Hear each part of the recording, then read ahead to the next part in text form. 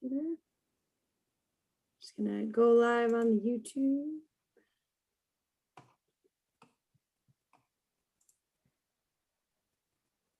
All right.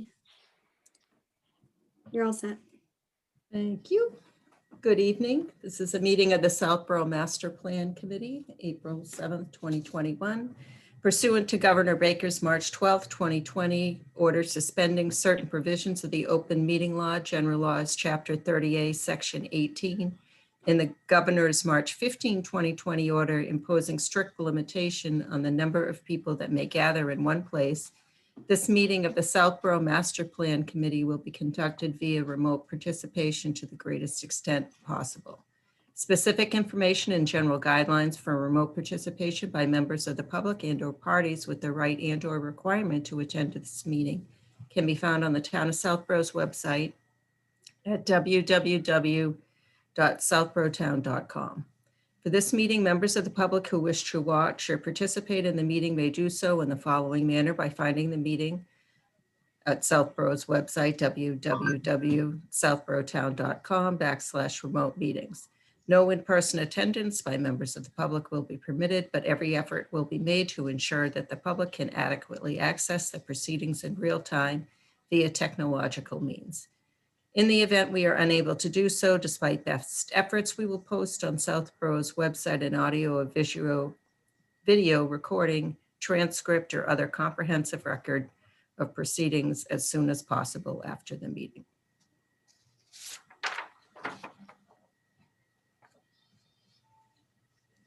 Okay, and so the first item on the agenda is update on any goals or recommendations. Are there any new goals or recommendations?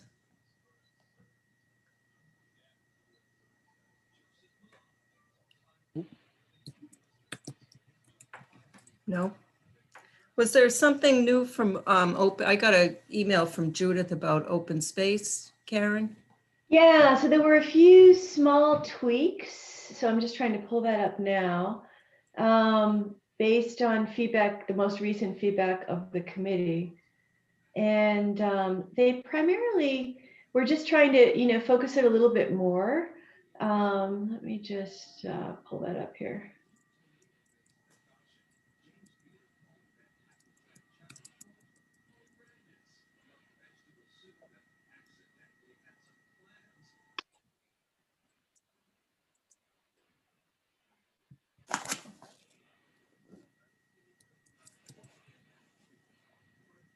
All right, so I can just share my screen just a little bit, and again, I think it's probably, I guess I just need permission to share there. Sorry about that. You should be all set. Super. Okay, great. So we just had a little bit of a discussion in our last meeting, kind of reviewing. I basically said, okay, we're ready to write the chapter. We're writing the chapter. Now is the time if you have any last feedback. So there were a few small things that people talked about, which I sent to Judith, and I think probably has been forwarded to you, Mimi.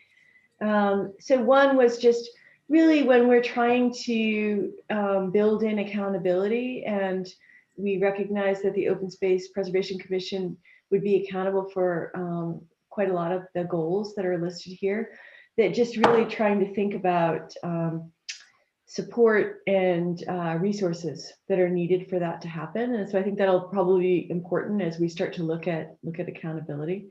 So there was that piece that was discussed. Then we actually just kind of went through sort of with a fine-tooth comb to each of the goals and tried to think about anything that had happened recently.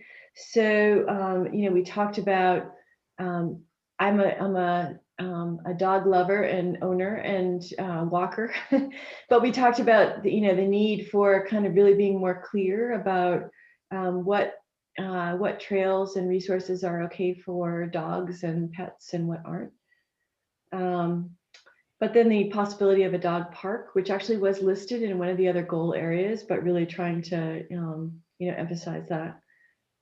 And really thinking through, some of the the primary stakeholders that would be important for some of the open space resources, and really starting to think, when we think about open space, what's the primary use of the open space? And if we could define that, that's going to help us to better indicate what the usage goals would be on it. So is the primary use recreation, or is the primary use trails? So we had a little bit of a discussion about that. Freddie did bring in something that I know that is kind of newly on some people's minds, which is the recognition of the possibility of droughts, especially given that right now we're in a bit of a low rain season compared to what was expected. So Judith responded to that and asked for more details around that. I'm in the process now of trying to recognize more details, but just whether or not we should really start to think about drought as well as some of the other factors that we've been thinking about. Karen, Yeah, can I ask a question about that one? yeah, please. On the drought issue, I mean, it is clearly an important issue for the greater Boston area, Massachusetts, et cetera. But our being plugged into the MWRA water system gives us an extraordinary amount of protection. It's amazing, right? I was so excited when I moved to Southborough that we didn't have water. Well, restrictions. MWRA, as folks, I think I've mentioned, I'm on their advisory board. We get a seat on that. And they've got like 550 billion gallons of water in Wachusett and Quabbin reservoirs, and plans to find ways to access more water, like you can steal it from the Connecticut River if things get really tough, which Connecticut wouldn't be too happy about. But point is that there's like 5 or 6 years worth of water backlog out there waiting for Boston to use. Greater MWA water usage has gone down by a third over the last 20 years, like 300 million gallons a day to 200 million gallons a day. And conservation and better plumbing fixtures, and they recently replaced, not recently, but they replaced one of the main aqueducts. The old one was leaking about 30% of the water out of it before it got to Boston. Really so they fixed that. So again, we and all the other MWA communities are not going to be starving for water, if you will.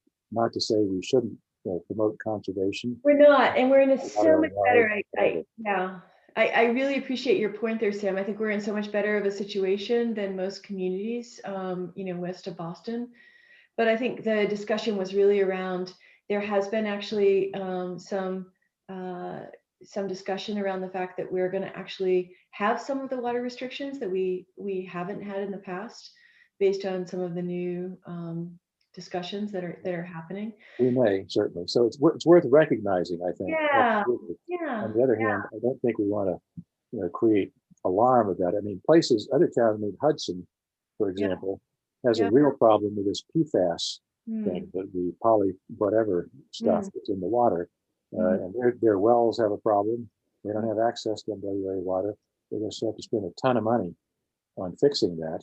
And there are other towns in that same position. So I think that clearly it's a huge issue that people are going to have to deal with. We're grateful that we don't in that way, but at least pointing out that there's an area for concern and planning, and we need to be cognizant of potential restrictions, et cetera, but not nearly as problematic for us as most other towns. So well, there are other.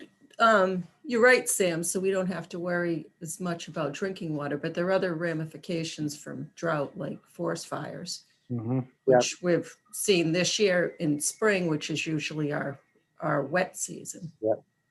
So do we want to actually add to that sentence on 1.0, as well as planning for droughts outside of human consumption? I like that.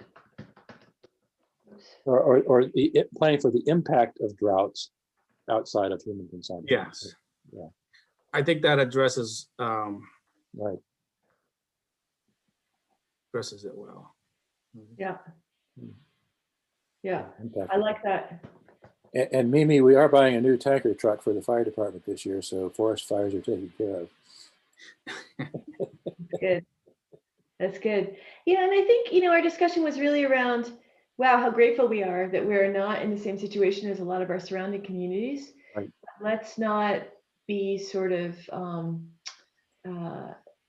unaware of the potential problems that could emerge. And when we think about 10 years from now, it's a long time, right? Yep. And some of the challenges that, that might emerge, and should we try to build a little bit of that into our plan? Even things like, shade based on trees that might be planted, as we think about our downtown and, in other areas. So that was really the main part about it. And then there was a little bit of a discussion as well around recycling. But before I move to that, any other thoughts or comments about the drought piece? Nope. Again, I think there's the point of be consistent with water utilization policies, MWRA, the state, et cetera, will have an impact certainly, but not as severe as some of our neighboring communities. Yeah, yeah. And then there was a point that was brought up, and I'm not an expert at all in recycling, and recycling is not really in the kind of purview of the Open Space and Preservation Commission. And yet there was a discussion around, is single stream recycling outdated? What's going on right now with recycling as it pertains to, separation of, glass and plastic and cans, and, where is our recycling really going? So we had a little bit of a discussion about that, which quite honestly, as I mentioned, I don't feel like I have a lot of technical knowledge about, but I think is something for us to think about, because it's been more than a year since we initially created the school, whether or not we need to update it a bit. Would you like a 2-minute update on that one? Yes, please. Go for it, Dan. I'm not an expert on it, but I'm actually on the Public Works Planning Board, which has been discussing this some. Recycling world has gone crazy over the last several years when China stopped taking recyclables. Yeah, this is huge, right? Huge, because they took a huge portion of plastics and glass and paper for manufacturing purposes. They effectively closed that off almost abruptly. So then the stuff went to Malaysia and India, who have now closed that off as well, essentially. And so we got piles of stuff piling up everywhere, and people are trying to figure out what to do with it. It now costs us more to get rid of our recycled stuff than the stuff that goes in the pit at the transfer station. So if we threw it all in the pit, it would save us money. Unfortunately, there's a state law against doing that. So we got to actually do recycling, whether it's single stream or separated. There are companies who actually will work with towns to cull the stream of recyclables in ways that they can generate more revenue from. So there are things, specialized markets that they can find to help recover some of that cost. But there is no obvious solution that anybody seems to have identified at this point for what to do with it.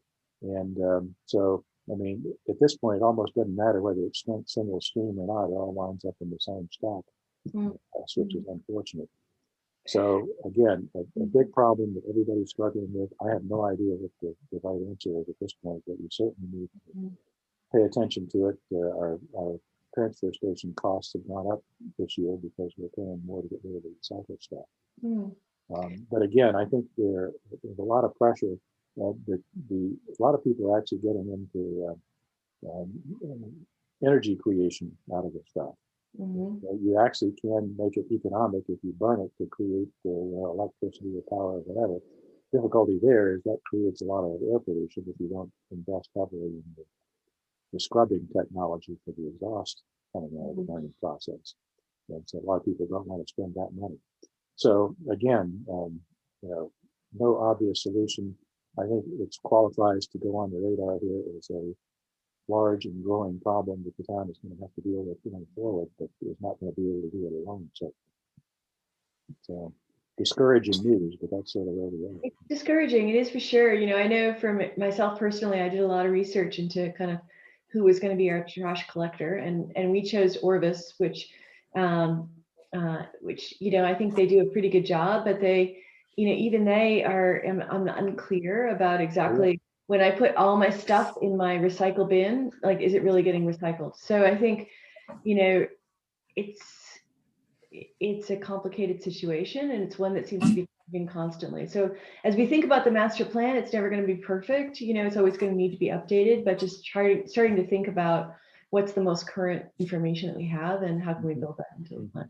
Yes, I'd say we recognize the current instability in the recycling world and continue to aggressively explore options to find ways to get the best solution for the residents of the town.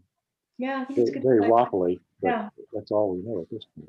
Yeah, I think Right. Sam, is there any possibility that we will not be able to transport trash out of town? Unlikely at this point. Our contract with Harvey is up in like 3 years or something like that. So we're set for another 3 years. That was like a 15-year contract or something. Clearly, that's going to be very different when that comes up. We actually just worked with the Board of Health to license the trash haulers, the private haulers in town, because what we have never known is how much volume they do individually. We know how much goes through the transfer station. But if we knew how much trash in total was being exported from town, that would give us a lot better understanding of what the economics are for the town in terms of various options. And in years past, the town has required the private haulers to dump their stuff in the transfer station to increase our volume for the transfer station. That's not clear that's going to necessarily help us at this point, but we just actually did a big study of the transfer station that concluded we're doing better than most towns in terms of the operation, the economics, and whatever. There are some places who are really suffering because they've got low volume, huge expenses, and basically it's draining them. So, but Bill, we're going to have a better idea soon in terms of what we need to do to negotiate the new deal with Harvey or whoever else wants to bid on it. We're not aware that anybody is going to pull out of the market, but who knows if it really gets dire, maybe they do. good. So again, very uncertain. I mean, my concern would be suddenly we have to use conservation land to dump trash on or something like that. Yeah. Do you foresee anything like that? I can't believe that would ever be approved. Not in this No. Well, Sam, if you can't put it somewhere, you got to put it somewhere. Yeah. So I don't know. Sam, has the Public Works Planning Board looked at municipal composting at all? Public Works Planning Board has looked at very little, unfortunately. Oh. It is hard to get them to meet. So Orifice, the collection place that I have, not that I'm trying to be a commercial here, but they do have pick-up composting, which one of the reasons I chose them, which is kind of cool. Yep. But really thinking about composting, on a larger scale, I think is important. That's a good idea. Do they return the soil? They return it to local CSAs and kind of farm cool. area. Yeah. Yeah, so there's another company too, and I was trying to find the name, like Black Earth or something, that does that for municipalities. The volume of food waste is relatively small. 40%. 40%? Yeah. You think so? That's a high Well, number. that's what's been, 40% of food is wasted. I know. in this I'm talking about country. The total amount of trash. Oh, I don't know. The transfer station is relatively small tonnage of what I would think of food waste there.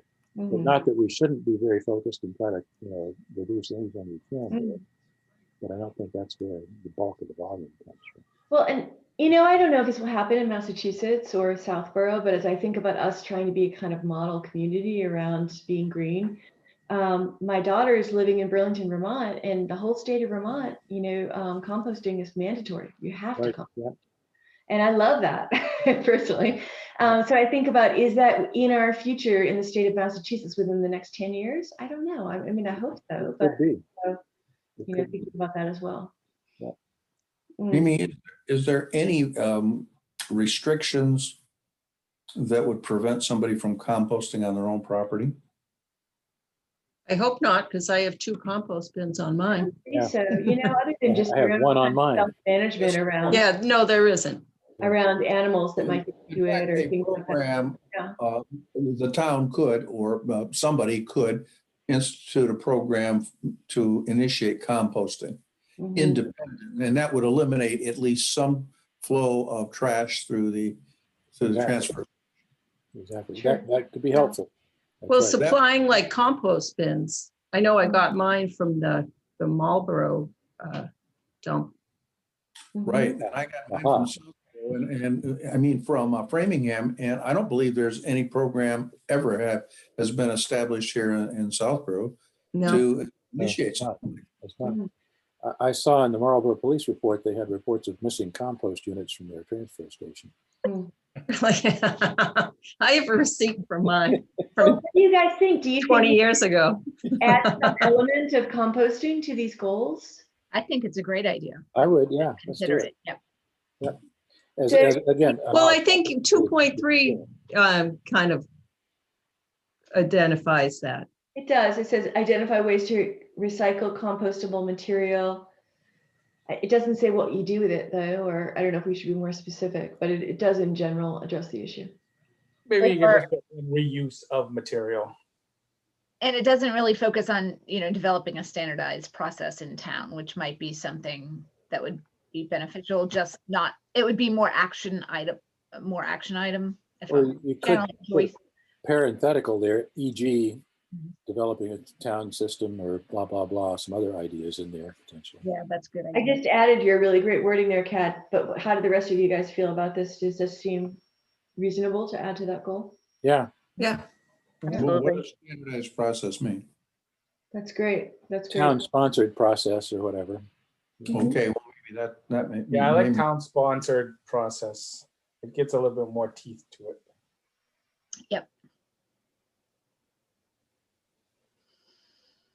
So would this be part of a larger recycling program or independent? Independent, I think either. it's just a composable material. It's good. It's like I we don't love want to boil the ocean with everything, but if we can take this out. Yeah, and maybe, I mean, I agree, it'd be great to do something that's, sponsored by the town, but I think even just, composting is, many people on this call, we compost at home too, and many people have mentioned they do it, but, maybe even just getting some information out there, making it available until we get a more formal program up and running, because it is pretty easy.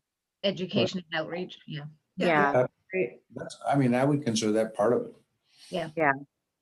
yeah.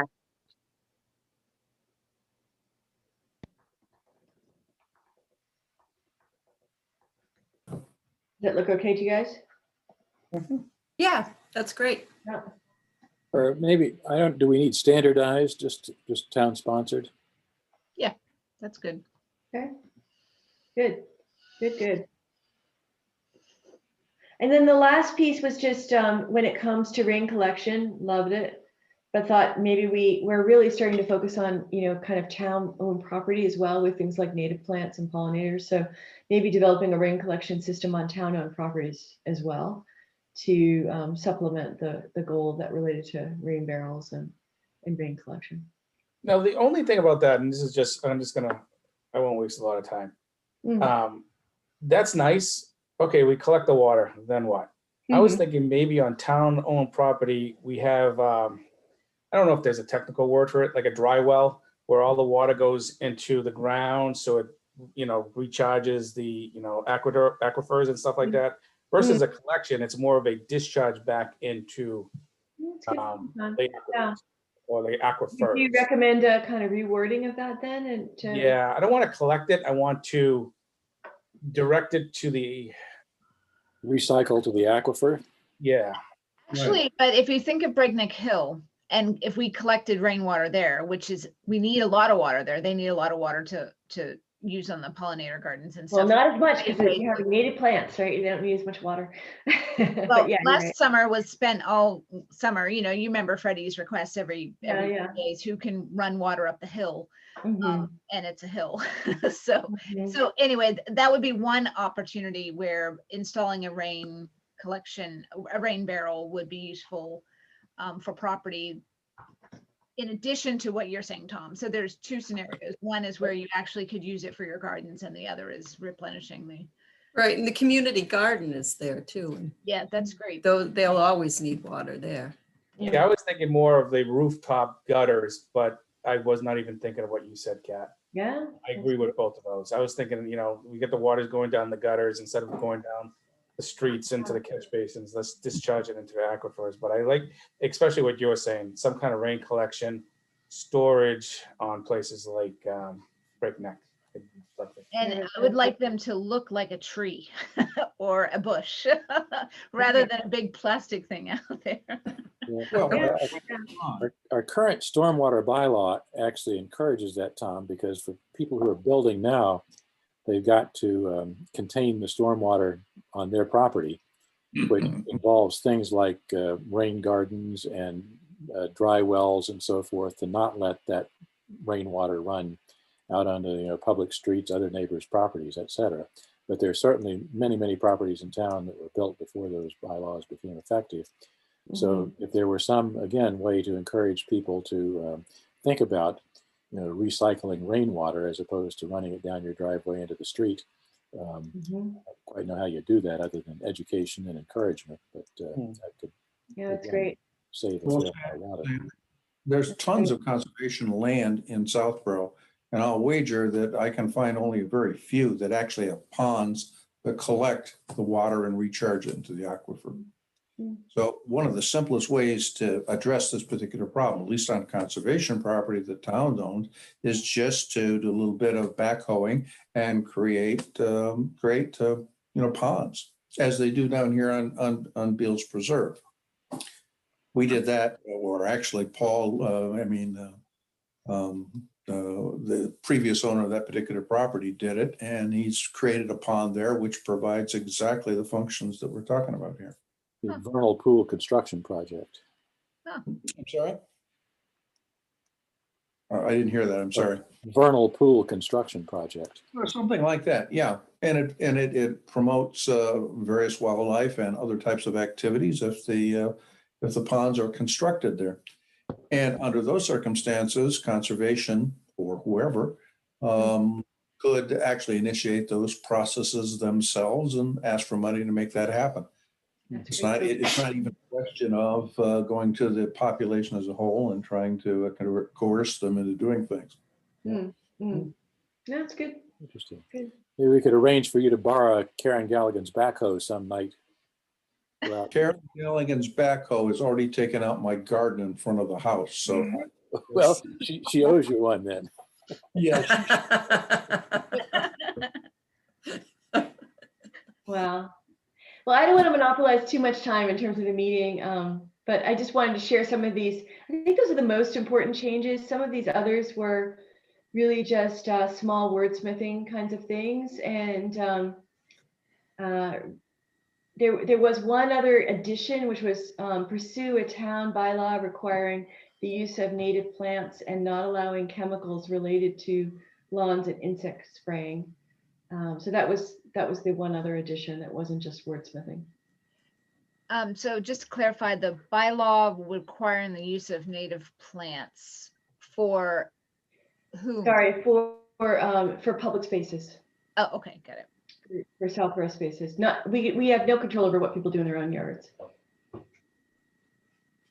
But are you anticipating a bylaw to not allow chemicals related to lawns on private property or public property? Yeah, I understand. Yeah, for the public spaces, or as people are creating new buildings, new construction. Okay, but Should that be clarified? The public piece versus private? yeah. I Mm. think so. Yeah. Although I like to encourage private, Yeah. but I Maybe don't know how. hard sale to tell people they can't use lawn fertilizer. We don't want people to feel like we're trying to control them, but we do want to actually help them make the right decision through education. But, I was going to say the education piece is huge. There was actually, I noticed earlier today on the town, the Southborough Community Facebook page, there was actually a discussion right on this topic. And I learned some things that I hadn't known before, and I thought I knew some stuff about that. So, I definitely think there's an opportunity for education. I don't know how we, I I totally agree. Yeah, and I think things even like the winter sow, for the seeds for native plants. Amazing, the outpouring of response from that, and the people that were really kind of educated around that. And even for me, I was really a newbie on all of this, before I joined the Open Space Preservation Commission. I was just saying to my husband as spring is coming and everything's popping in my garden that like it's the native plants that are coming back the strongest and that are already emerging, and that's great to see. So I think the more that we educate people, the more they'll make their own choice, and hopefully that will be the choice that that we would The like. right choice. The right choice. I was going to say that, the right choice, but I was trying not to sound judgmental, but yeah, I think the right choice. I'll be judgmental. I'll feel that. Yeah. Darren, native plants is always a strange definition. And I think somebody at this point in time, whether it is part of this or wherever, going to have to find what native plants are. Yeah, so Bill, we sort of have done that. So there's a website where you can actually identify what are native plants and what aren't, and what are good for pollinators and what isn't. And we've been trying to include that in kind of the education stuff that we've been doing, the Open Space Preservation Commission. And and it really is defined as plants that were native to Massachusetts, to our particular area. Back in the 1800s, 1700s. And so there's a whole kind of Excel spreadsheet where you can input a plant, or you can look for plants that bloom in certain seasons and find out what's native that would grow well in the either shade or sun or wet environments that you have. Mm-hmm. Barberry isn't one of them, is that correct? I don't claim to be an expert on all this. So when you give a specific one, I'm happy to check that for you. So barberry is the one you want me to check? That'd be fun. Freddie and I have had Yeah, this I'll do it. I'll look it up for you. I'll let you know. Yeah. And I guess the only reason I raise this issue is that some plants are actually part of a chain.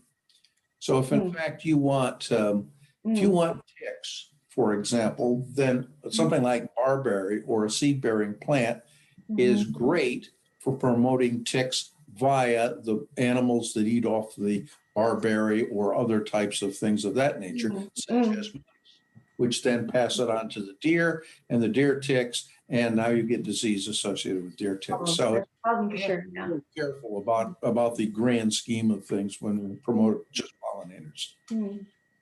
Yeah, I think we're really trying to define it as native plants as opposed to cultivars. So that's one differentiation as well. But I agree, it's complicated. I'm confused too, as I look at it, and so that's why I'm so grateful for these pretty accessible spreadsheets and links to be able to really look up certain plants and find out if they're native or not.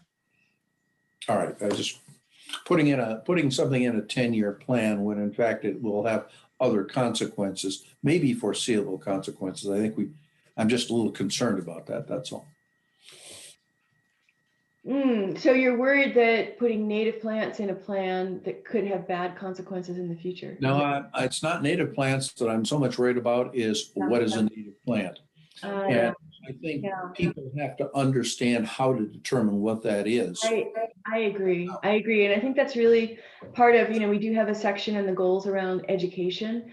And I think we just all need to recognize, at least for me personally, that gosh, 10 years feels like a short time, but also a long time. And things may change in terms of the definition of a native plant during that time, just as things may change around some of the other factors that we build into our plan. But the more that we can be clear on kind of our overall overarching goals, okay. I think that the easier it will be for what we put in the plan to be something that can be fulfilled within a 10-year span. Barberry is non-native. Okay, that would be my take. Yeah, you're faster than me in terms of whipping and out there that is spreadsheet. conservation property all over town that's loaded with barberry. Yeah. So, and that really does promote deer ticks and disease associated with it. Well, luckily it's not native, and so we're not going to plant that. Well, but there's a lot of it well, never mind. It's a long discussion. There are also animals that, like, let's take beaver, for example. Beaver was introduced into town. Not introduced, it actually happened into town on conservation property. How it got there, God knows. But there was a beaver colony over there. And as soon as they built their little dam and raised the water level, it began to flood people's basements. Oh, gosh. So, and Yeah. beaver was extraordinarily native to Massachusetts 100 to 150 years ago. And they were completely wiped out by farmers because, oh, guess what? It causes problems with water that the farmers didn't want. So they killed them all off. So it's, see my point? I Well, see your plus, point. plus Yeah. we destroyed their habitat, so they have no place else to Yeah, go we than moved close to in people's on- houses. Agree. I mean, those are the, people build houses in the swamps these days around town because because people let them do it. And if the water level rises just maybe a foot, I remember when I was involved with SOLF, my God, I used to get phone calls all over the place. The water level's up a foot. You guys have got to do something about it. And that was water coming off of conservation property owned by SOLF. Well, and I think, you bring up such important points, right? Because I think we all need to recognize as we write this plan that, this is ever evolving, ever changing, and it's not static by any means. Right. If our goal is to try to create the kind of most green and, equitable and, conservation oriented environment possible, given some of the other constraints of the town, then I think that's a good goal. I think it's a good thing for us to be known for. Yeah, it's not that, I mean, I'm not an expert on wordsmithing here, but in fact, anything which basically says that we have an objective, but it's a reviewable objective as part of our plan, then builds in this very concept that you're talking about. Great point, but I'd add another one to it, that for this conversation, there is an inherent interconnectedness to all this stuff. There is for So sure. you can't do one thing without affecting several others. So Yeah. I think that it would be very helpful, if only for education for readers of this document, to identify at least key, critical, important, whatever high priority kinds of interconnections, to say we want to do this, but recognize that it will have an impact on X, Y, and Z here that we need to coordinate and plan for, kind of thing. So the more of that kind of content we can build in, I think that makes the document much more useful for people. Stronger. Right. I agree. And one of the things that Judith mentioned to me when we had a one-on-one conversation was just that if we can have an introduction, which, we're not writing that yet, but that kind of has some overarching kind of principles, values, like what do we really stand for as a town? And maybe this is something that we can build in, is the recognition that sometimes definitions will change, sometimes there'll be unintended consequences, that we need to really look at the interdependencies holistically of the different goal areas.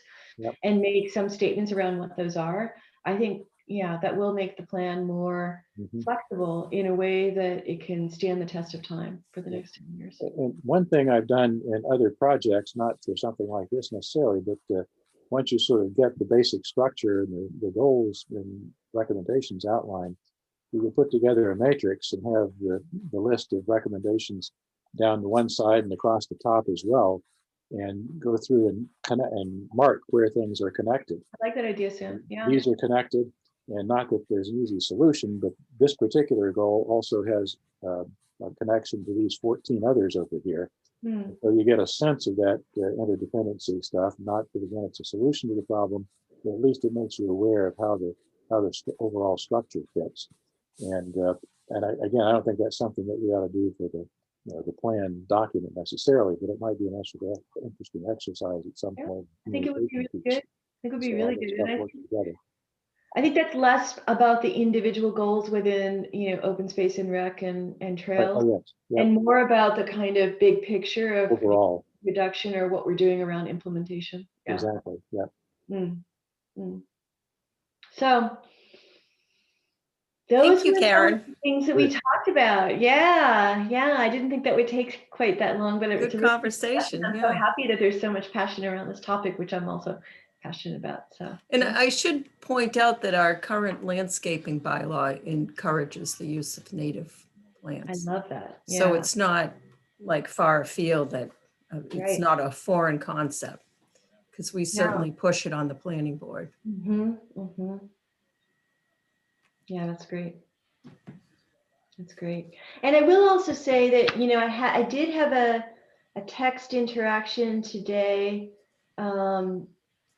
you know, with Kristen in regards to the rec goals, and they really are making some progress. She felt like they would be pretty ready to give an update and a report on the rec goals very soon. So I think that's forthcoming, hopefully for our next meeting. Okay. Tom, do you want to talk about your housing chapter? Yes. Let me give, I can present it, Sarah, or you can. I actually have it up. And so we actually have a chapter. It's revision 1A or 0.001. So let's go through it a little bit. Sure. Again, it does, we put our own, we'll call it formatting around it. Actually, see the screen. We put our own formatting around it. I know we talked last meeting to have someone to wordsmith it better than most of us, so it has the consistent look to it. So the good and the bad for us is we got to pull a lot from the housing production plan. So what was good about it is we kind of like, we didn't want to make it too long because that was one of our themes. Right now it's 13 pages for this section, and it could be cut a little bit. But we got rid of a lot of statistics that seemed meaningless around the housing element, especially around, you know, medium income, income levels, type of jobs and stuff like that. I don't think that's applicable for the housing section. So I know there's a lot. I don't expect we're going to go through this line item. Like I said, a lot of this was from the housing production plan. I'm going to go a little bit slow. Are you showing your screen? Oh, I'm not sharing it? No, I think it's just, I can see it. yeah, I can see it. I put your faces in front of it. I'm sorry.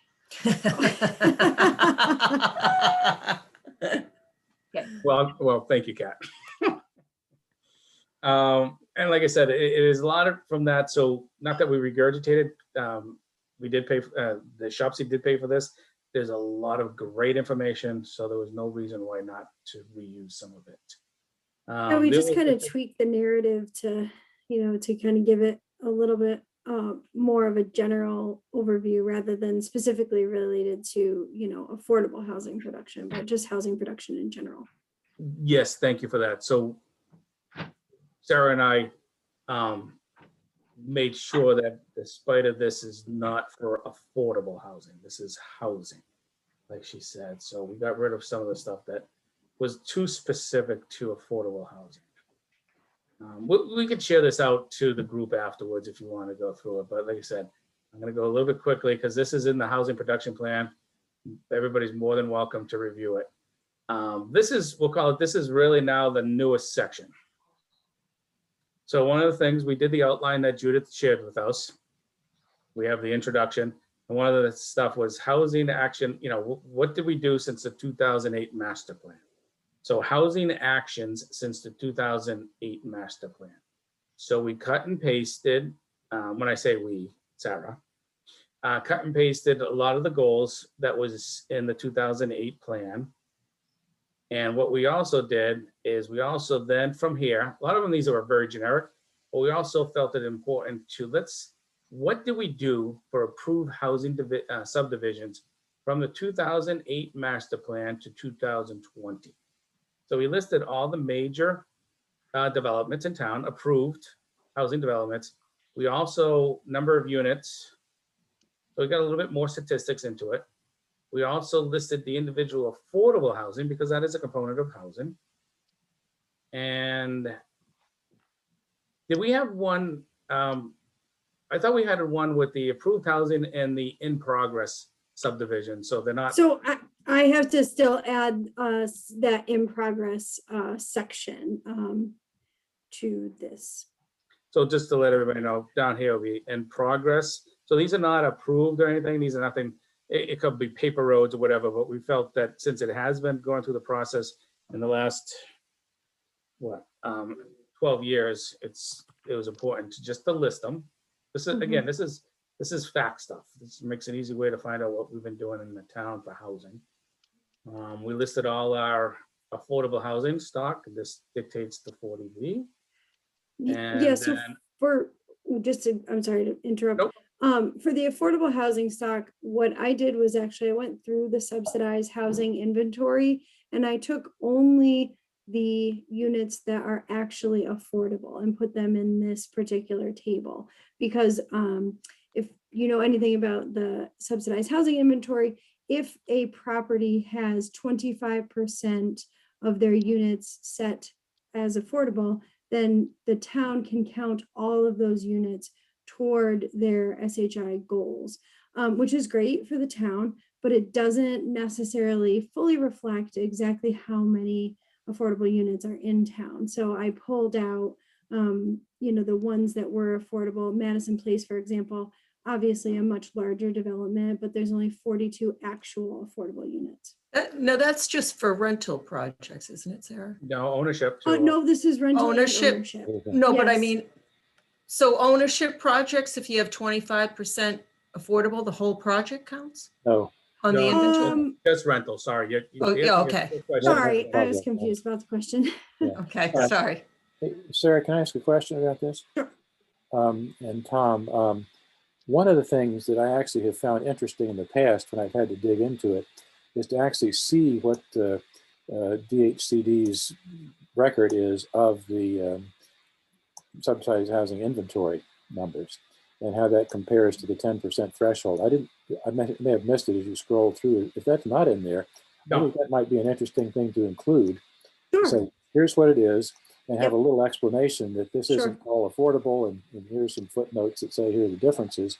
Sure. And here's where we are. We're at 8% now in terms of whatever the number is in terms of the 10% threshold. Yep. Not that that's, again, something that necessarily a critical goal, although that's something that the selectmen have talked about in terms of finding a way to get to the 10% and get back control of the process. right. I And think that's, people might I find mean, that interesting.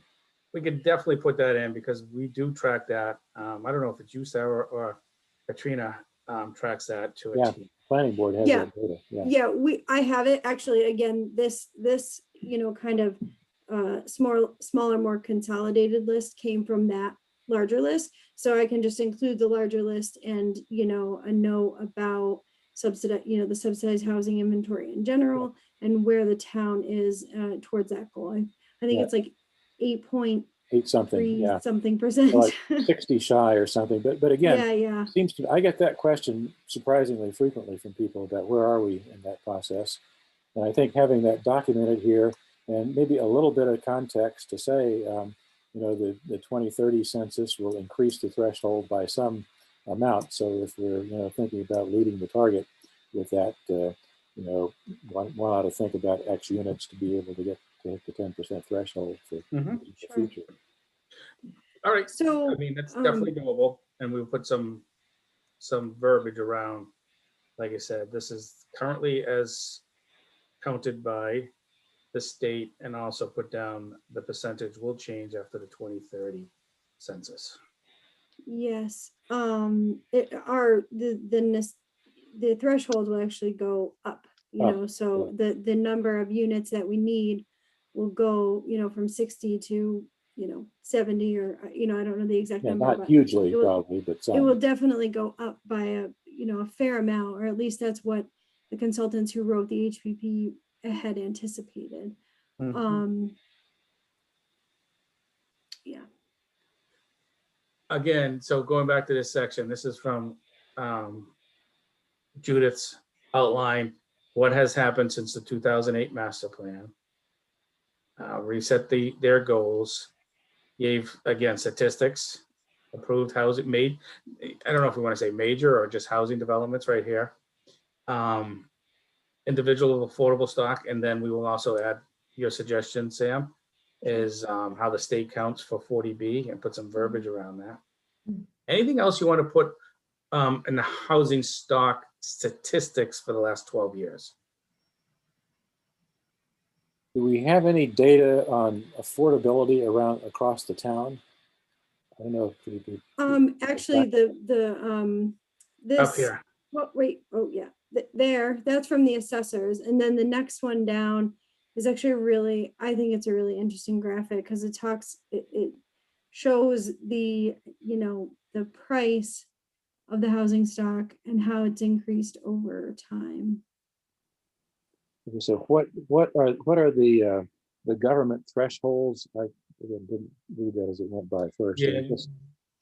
that is, I think, is in here. I don't want to, like I said, a The lot of that government stuff, threshold for affordability, Yeah, Sam? affordability thresholds as opposed, I'm interested in knowing, how many housing units do we have that meet, I think there are several different levels of affordability, different Yes. organizations.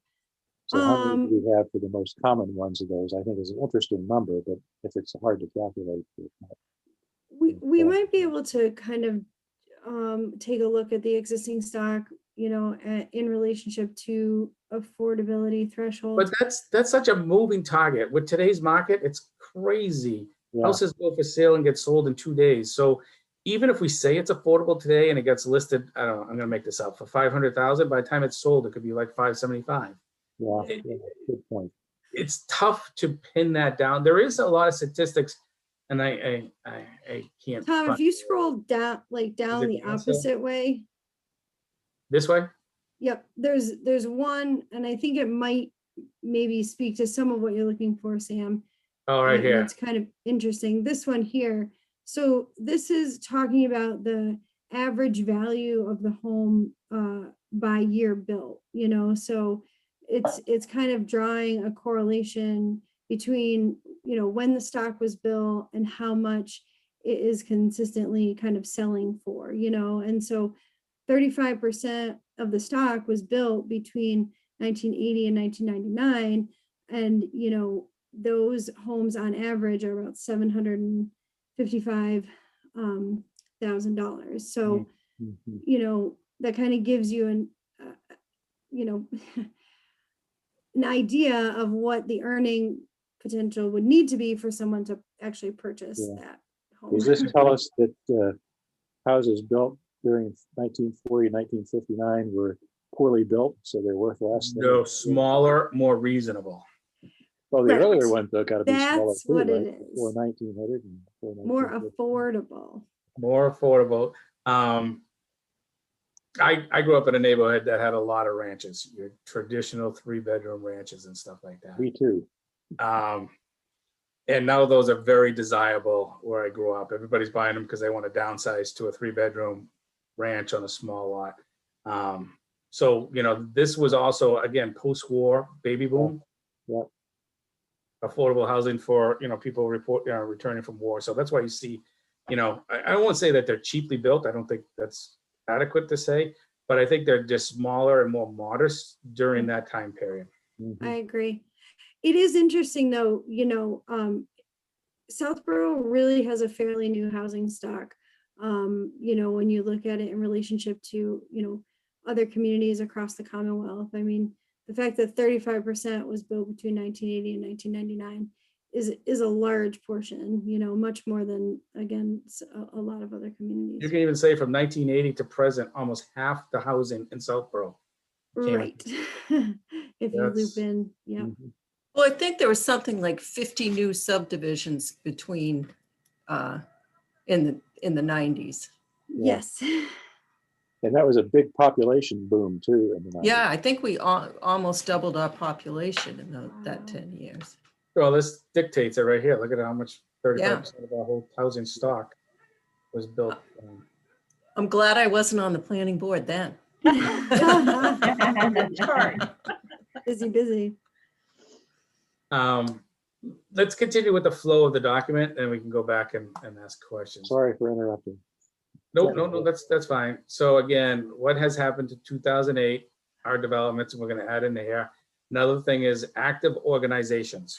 This is again from Judith's outline to be consistent between all the chapters. So we list the Affordable Housing Trust Fund, which is in existence in 2005. We might limit the verbiage around this stuff. I cut this directly from Southborough, the Southborough town website. Mhm. Here's Shopsy, Southborough Housing Authority, and of course the planning board dictates a lot of that. One of the couple of questions we have, and I'll just mention it quickly, is do we want to add any other, boards into this housing sections of active organizations, Yeah, I active. was just trying to think of that. There may be some. Let's see. So we got the trust fund, JobSee, Housing Authority, and Planning Board. Let me think. Might be worth going back and looking at a list of the boards and committees on the website, see if there's anybody else that. All right, and we could just send an email to this committee, just saying these are the ones. We're not saying it belongs or don't belongs, but at least everybody can ask an opinion of if they should be included. Again, these are active organizations, active participants in housing that makes a difference in the town of Southborough. So as I think Sam said earlier, nobody operates in a silo, and certainly housing is something that EDC talks about. I mean, we've spoken about it a lot in connection with the downtown and the importance of mixed use, and how that, that the sort of future of development at all is this mixed use concept of having commercial and residential in the same space. So to the extent it makes sense to incorporate that, I think that we talk about it in the context of downtown, but when we have conversations with SHOPC and the Housing Authority, they're looking at other opportunities for affordable housing that, in different areas of town, potentially along Route 9 or other places. And I think mixed use is appropriate for that too. And this whole concept of having commercial with residential, that's sort of how things are trending. Funny that you said that. We actually had EDC in there. We actually had EDC and the Capital Planning Committee. Mm-hmm. We kind of like vetoed both of them because I mean, I totally agree with all that stuff. We debated more about the EDC than the Capital Planning Committee, because capital planning doesn't, it will identify potential properties that SHOPC or somebody else can enact on. EDC, we didn't, again, good, bad, or indifferent. We didn't think that was, this is a 10-year master plan. Is the EDC going to be around then? Is it always going to be focused on housing? Yes, a byproduct of what you guys do is housing component to it. And of course, we all love that. I'm open to debate on this. We were torn. We were torn until what, Sarah, this morning? Yeah, I think, SHOPC discussed it at length. So I think when Tom says we, he's not just talking about he and I, so the larger board kind of discussed it and, had some questions and thoughts around that. Doesn't that run counter to the charge of the EDC, Julie? Well, part of the charge obviously is to lower the residential tax rate. But I think, we are, when we can't, nothing operates in a silo, and I don't think we can talk about commercial development without talking about mixed use, and we can't talk about mixed use without talking about residential. And, I don't think that that's going anywhere anytime soon. I hope the EDC is not going anywhere anytime soon either.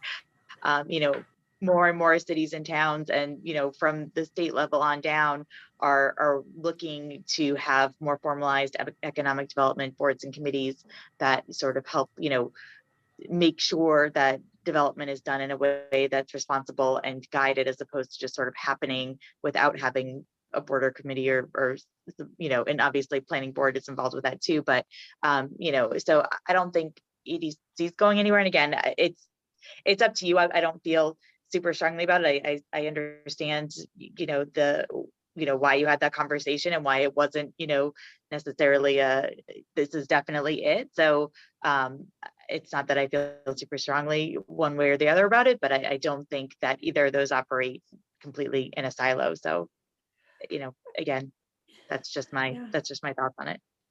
Well, what I'll do is we'll put it back on SHOPC's meeting to discuss this, to be in and out. We'll get actually more verbiage of why they think, or maybe they change their mind. Like I said, I could be persuaded both ways. I could see the argument both ways. Because a component of that is looking for everything in Southborough, not just economic development, but also that can incorporate housing. But its sole function is not that. I guess that's why, it could have swung on the other side. I'd argue that being more inclusive is better than omitting people, I guess. So I'm inclined to include EDC. I took a quick look at the list of boards and committees, and the other one that popped out to me maybe is Historical Commission.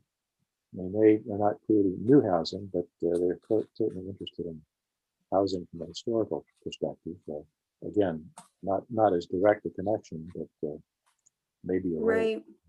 How about the Community Preservation Committee? They certainly fund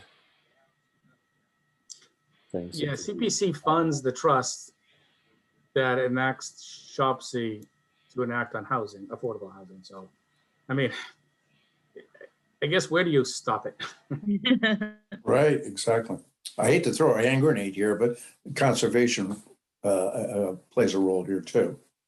So, because think it defines the agree, amount actually. available property. Yep.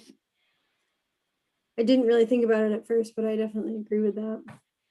And I Right. certainly agree with historical too. I mean, we talked about sort of the boom in the 80s and 90s, but we have a probably higher than average inventory of historical homes as well.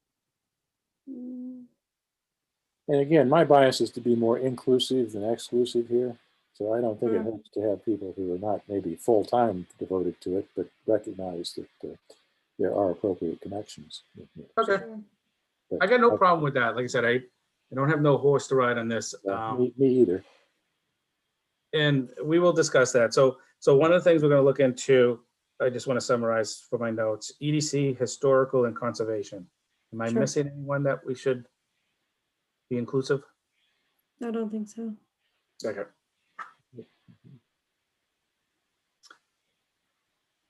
All right, moving on. The summary of existing conditions. What it's Judith has something. So yeah, verbiage. so this is replacing the inventory. It's now I'm drawing a Resources, blank. something about resources. Resources, inventory of resources, or I'm not getting it quite right.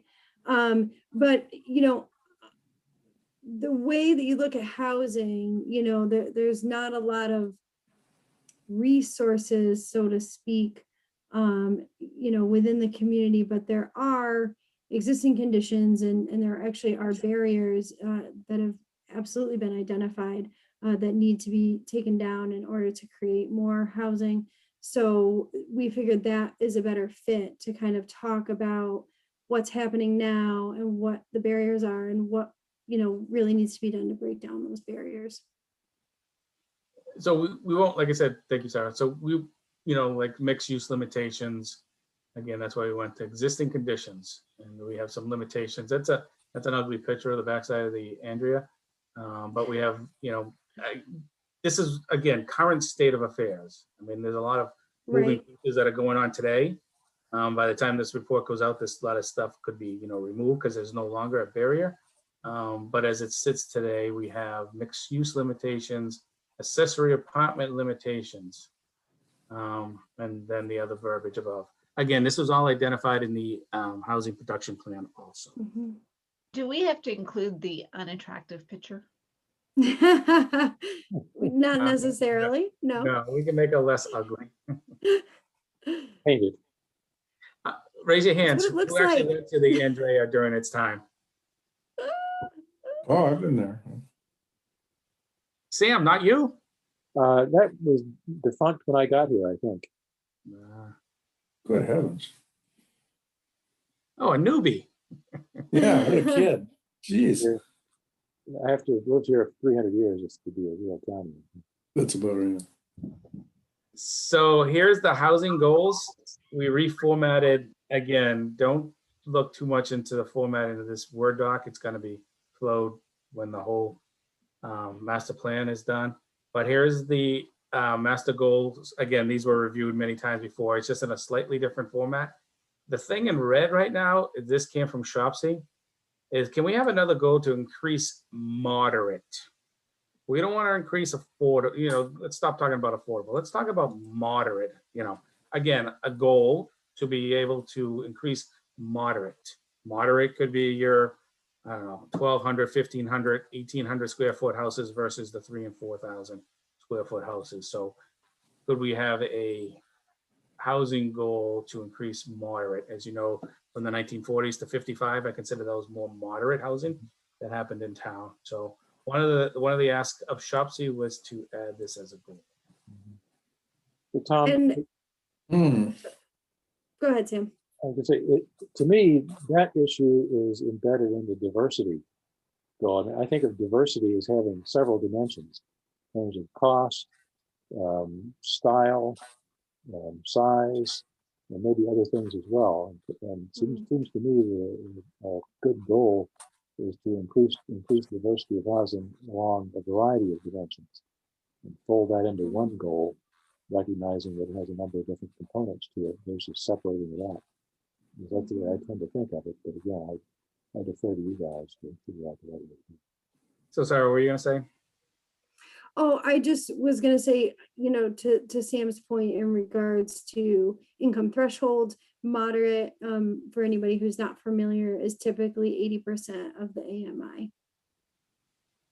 So your entry-level teachers, usually, public service providers, police officers and such, to give them an opportunity, to live in town. And again, away from affordable. This is why it's not affordable. That's a completely different class. McMansions, well, not McMansions, that's a bad word. I guess larger homes, that's the other side of the spectrum.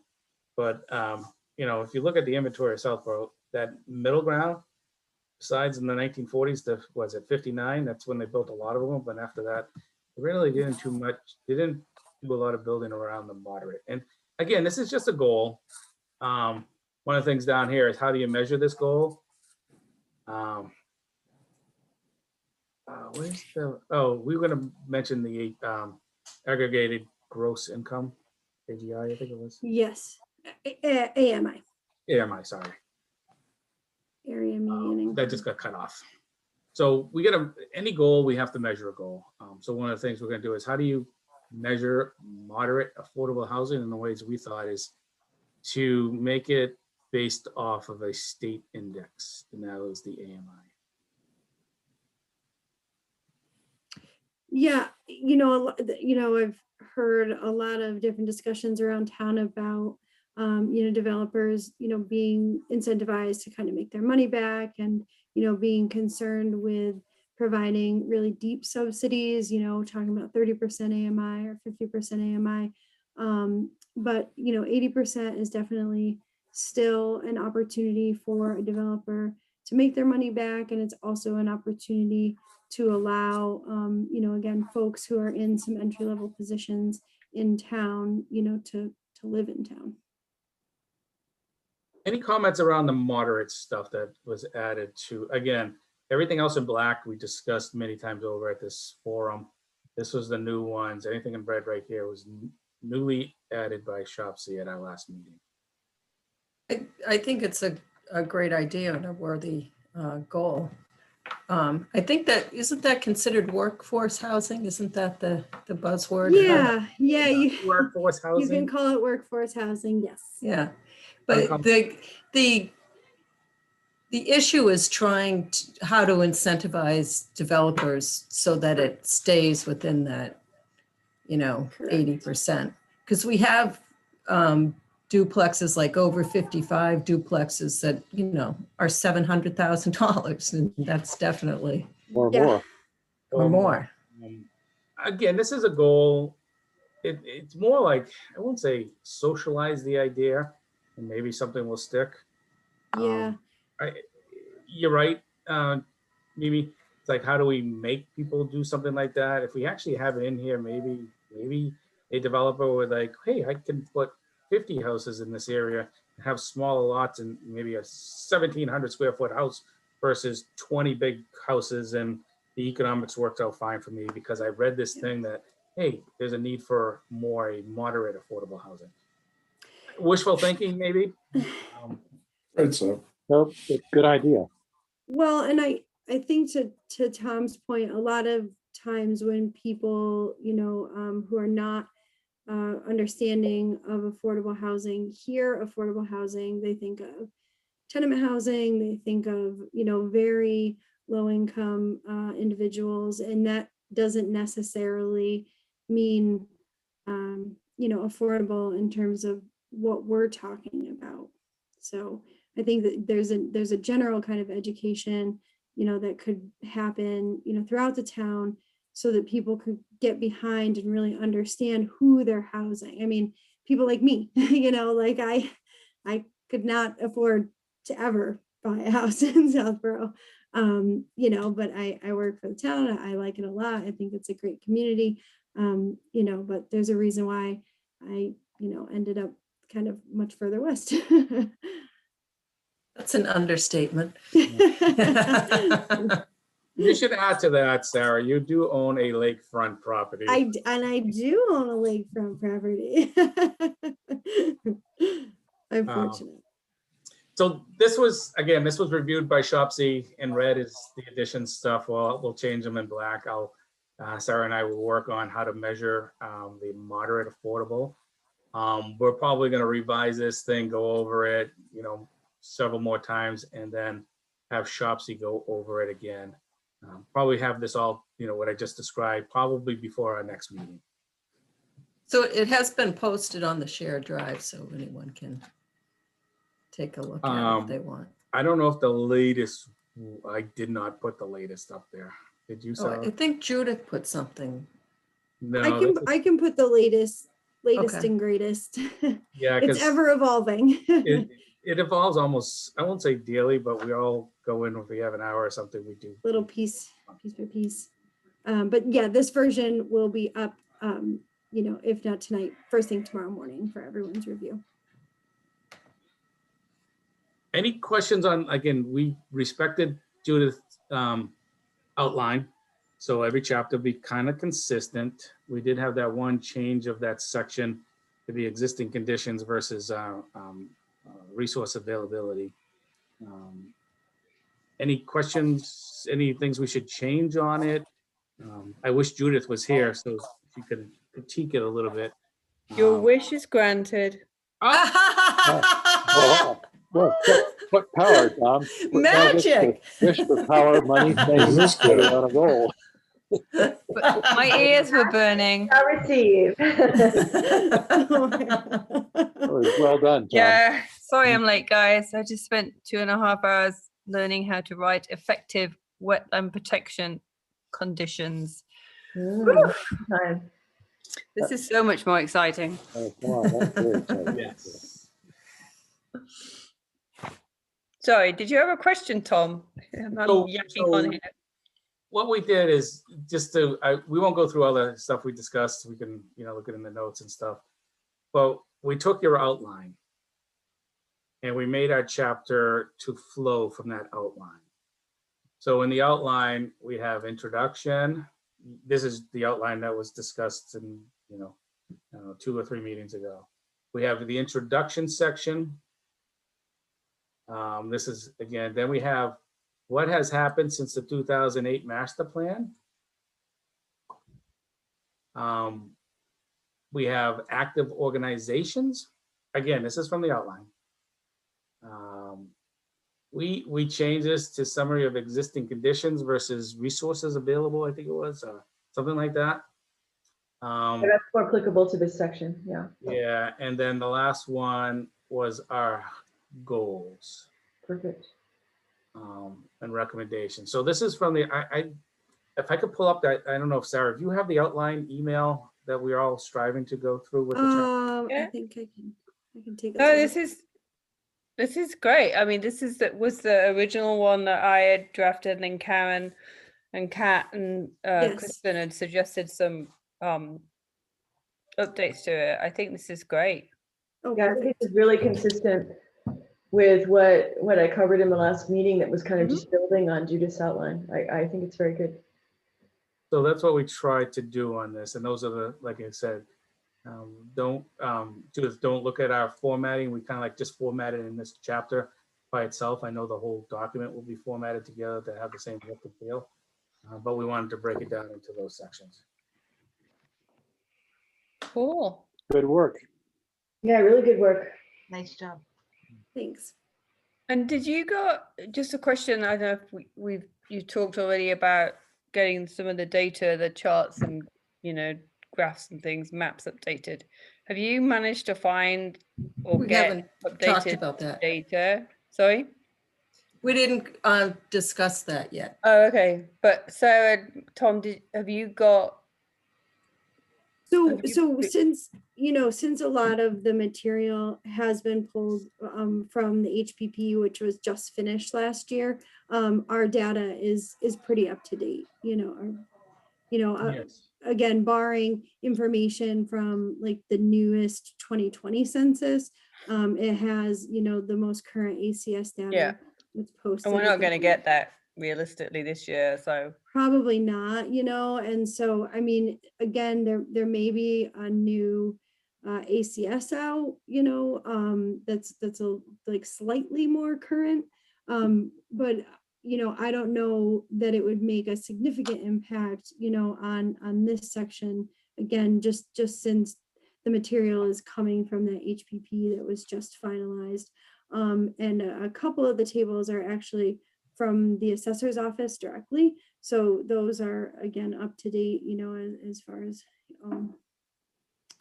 what they have. So I reshared your email, Sarah. So Oh, yeah. Catherine, this is the sections that I just went through. Can you guys see my updated email screen? Yes. Yeah. Yeah. All right, so introductions, accomplishments, active organizations, summary of resources. And we Summary changed of that to the existing conditions. Summary of existing conditions. And then goals. So that's what we respected when we redid pulling in information from the HPP, the 2008 goals and the 2021 goals. And, I think the biggest thing that I talked about in the last meeting that was kind of in line with what Judith had talked about is, at least in our section, in our open space section, there was all kinds of information in the 2008 plan that was interesting, but not related at all to the goals. So the more that we can have the information that's in the chapters actually related to the goals we're talking about, I think that's what helps make it more streamlined. I completely agree with you. And I think that's as we revise and we revise and revise it between Sarah, myself, and Shopsy, I think that will be well done. Yeah. No, that's good. That's good. Good work. Okay, so I'd like to run through the goals of the land use and zoning chapter, which is what I've worked on. And that chapter didn't have specific goals. We decided to arrive at those organically from the goals of the other chapters. So I tried to figure out main themes, main goals that kind of rode through all the other chapters to as a starting point. And if I can figure out how to share a screen, I will do that.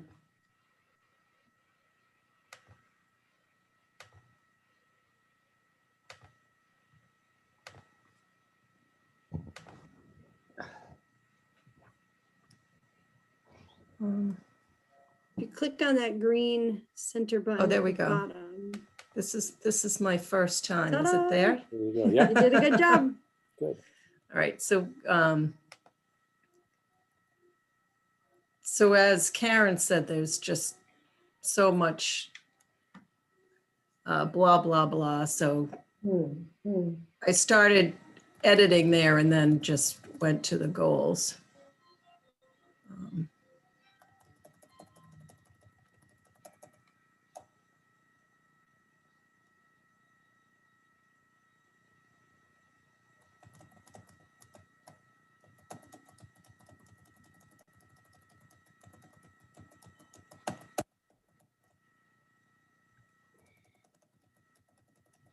Ooh, pink line. I love pink lining. I had nothing to do with it. I don't know how it got there.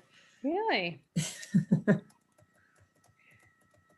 It wasn't pink. It wasn't pink in Word. It turned pink when I uploaded it onto the shared drive.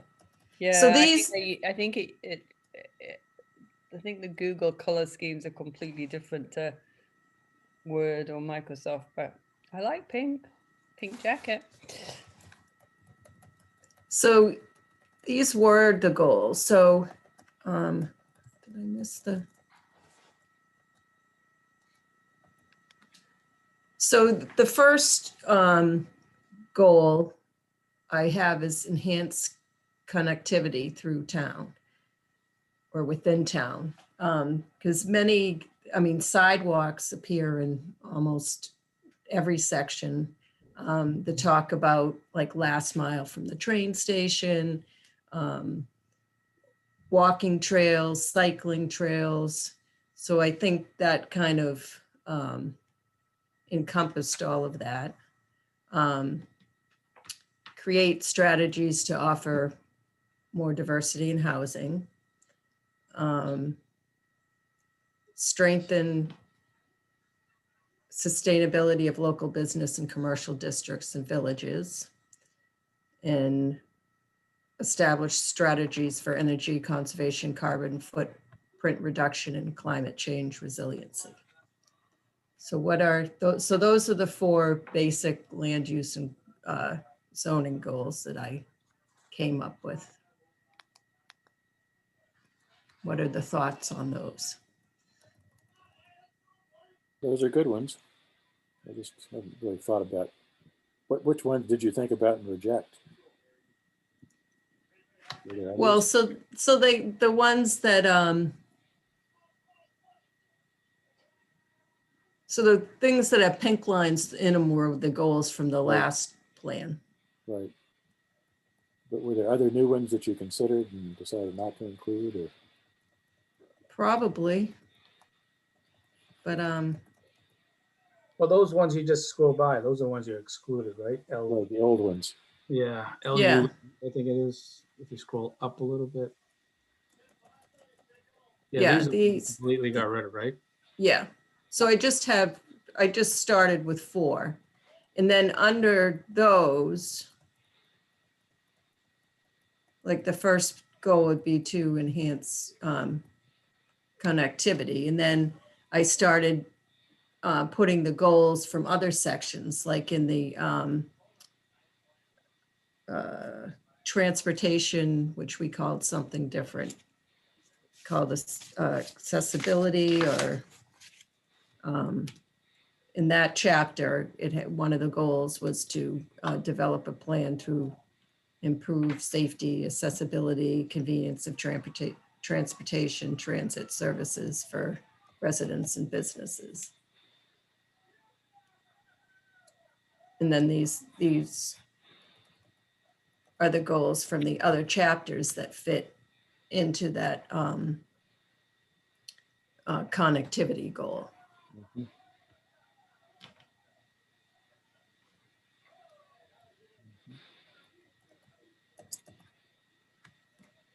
Like economic development, which we have as commercial diversity. So I tried to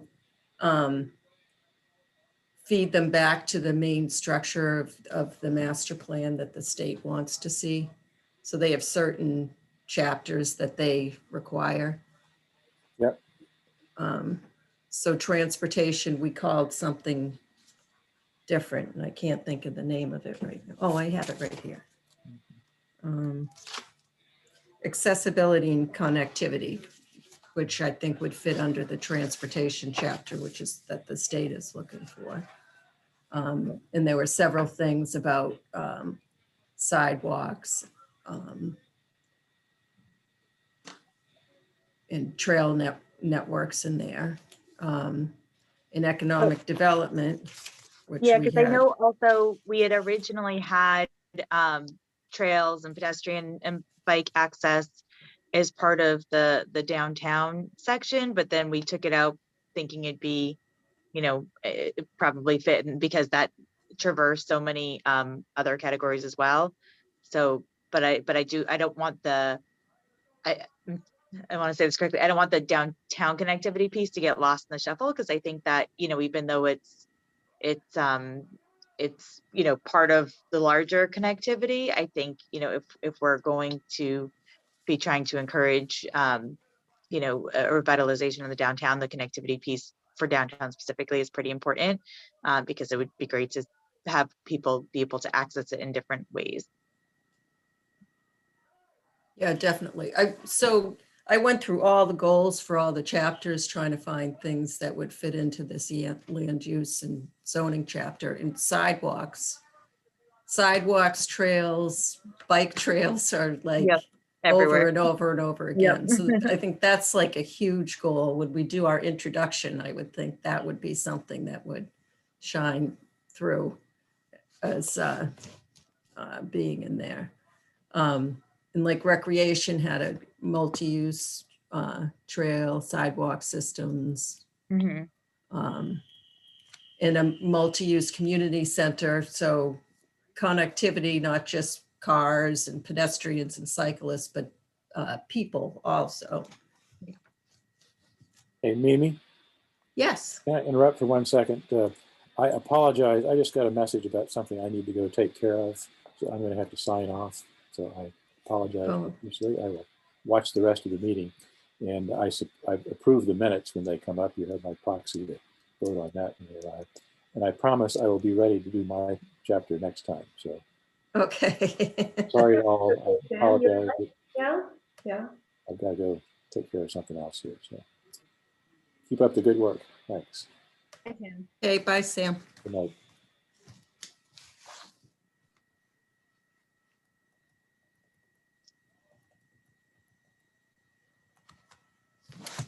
And then our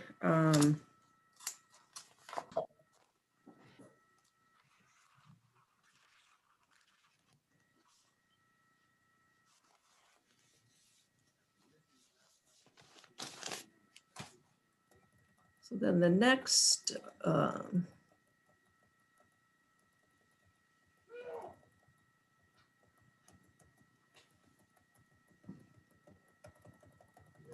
Is there a way you can make that a little bit? My screen is so small on this. Yeah, I'm struggling too. You can zoom it. You can zoom it in, but it's not as clear. No, okay. Let me try something on my side. You know what I'm gonna do? I'm gonna get rid of that. A little bit better.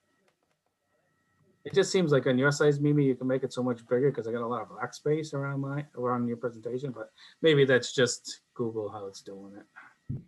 yeah, so I've increased the font size, but it doesn't seem to be changing. So anything. Mimi, You try have to highlight it. see the 100% on the ribbon that you were just at, that 100% to the left of where you were with the font size. And there's a drop down arrow. Yeah, to keep going to the left. A couple more over, you'll see 100%. Oh, yeah. Yeah, then you can probably do 125 and see if that helps. Does that help? Oh, Matt, yeah, much better. That's better. Also, Thank you. all of us can just go into view options, the drop-down menu, and we can choose 200% or 300%. You can't always see the whole screen then when you do that, but that helps too. Thank you. Cool. Much better. Thank you.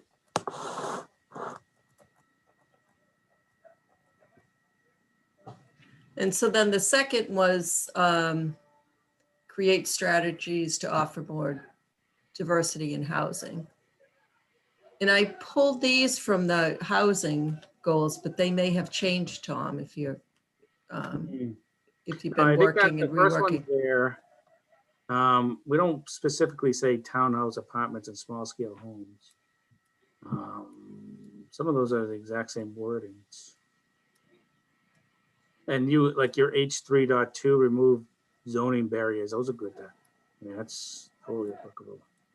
And accessory apartments. In our section, we have that as existing conditions. Your H3.2 and 3.3. Our existing conditions is we have those zoning barriers. Oh, okay. So they're not under, well, so we can mess around with this and try and get it in line with your housing chapter. Yeah, because this one right here, because this one says we need zoning changes. If the zoning change doesn't happen, that means this goal is not successful. That's how I read. With the remove zoning barriers? Yeah, because really that's a zoning thing. I mean, I don't know. Right, so this is the land use and zoning chapter. I So know. So yes, so land use and zoning chapter, then yes, keep it in there. zoning chapter more applicable. So there's, the housing chapter doesn't reference zoning at all? No, it just eliminates barriers. I don't know if we actually call out zoning changes. I have to Oh, look. so you have removed barriers? So you want me to take the zoning out? Yeah, remove barriers. Again, maybe it's just me, but when you say zoning, all I see is a big, long process. Maybe it's, Oh, of course. But, again, it's, trying to have these distinguished categories, but also recognizing that everything overlaps. You can't, the encouraging the mixed use is applicable in lots of different ways, and including obviously the diversity of housing. Yeah.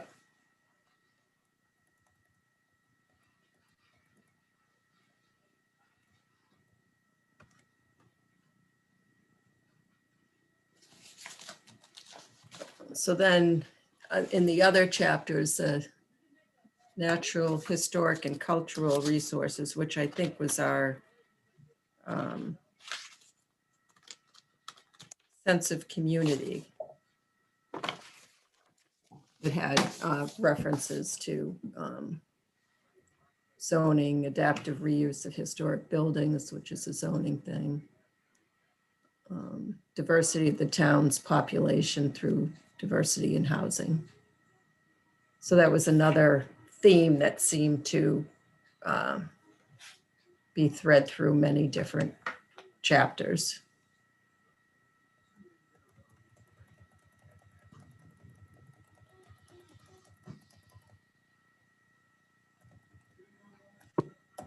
I guess this kind of brings up a philosophical issue too, and maybe we can't do this until we're all done with our chapters, but really trying to say, should we duplicate certain topics in more than one chapter, or should we streamline that and identify where's the best place to put it?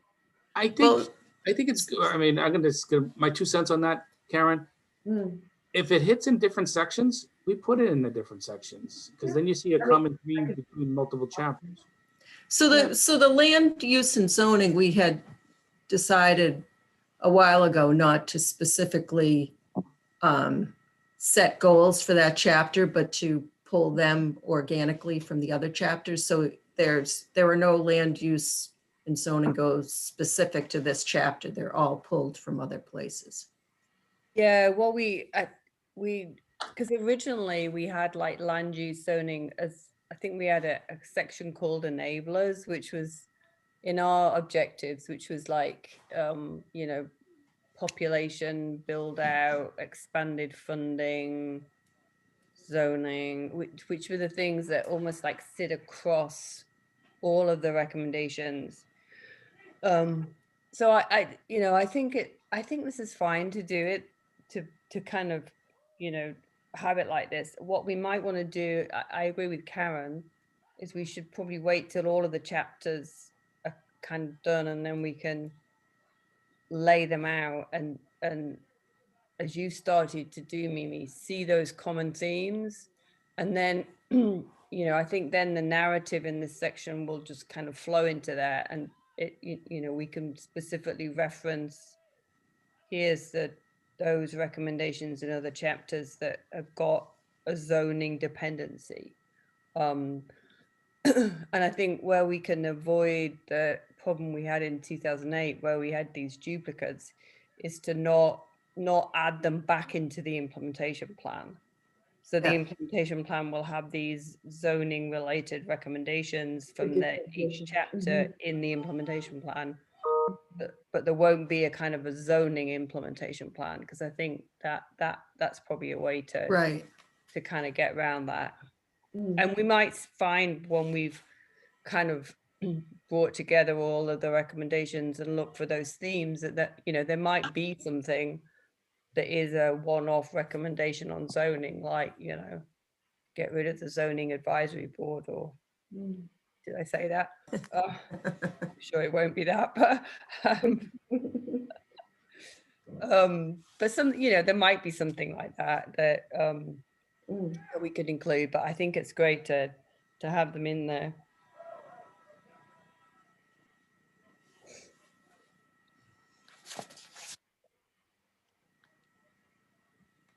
And so then the third thing I had was strengthen sustainability of local businesses, commercial districts, and villages. And then I pulled, like, a lot came from economic development, which we call commercial diversity. So I think that, 1.5 here, continue to look to ways to leverage Route 9 corridor, we just submitted, that one-stop grant application, and there's a lot of new programming out for mixed-use development, for redevelopment, housing, in a kind of transit-oriented fashion. So that's something that's already happening, which is great, because again, we're trying to capitalize on the things, where we have momentum. So I think that should definitely stay in, maybe be, wordsmithed a little by folks, but that I think is a perfect one. I agree.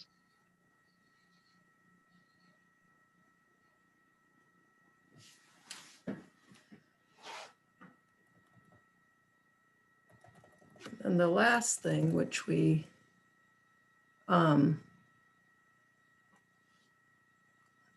talked a little bit about already through the open space and green chapter, was establish strategies for energy conservation, carbon footprint reduction, and climate change resiliency.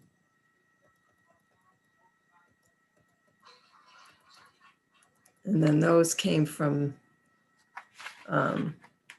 the environment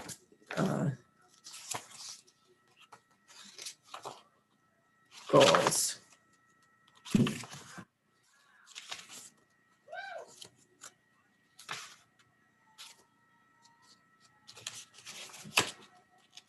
So the